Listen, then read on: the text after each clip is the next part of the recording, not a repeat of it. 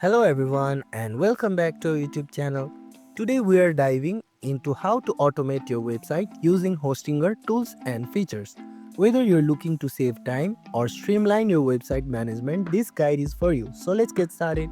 First of all, open a web browser on a mobile device and go to Hostinger's official website, that is www.hostinger.com. From there, make sure that you are logged into your Hostinger account, and once you're on the dashboard, click on the hamburger option on the top left corner of the screen.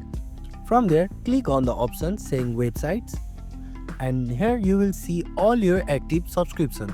Select the hosting plan that you want to automate by clicking on the manage option. Here you will find variety of tools that will help to automate your site. Let's start with automated backups. In the backup section, enable automatic backup to ensure your website data is safe. Next, you can use cron jobs to automate repetitive tasks such as database cleanup or sending automated emails. Hostinger also allows you to automate emails.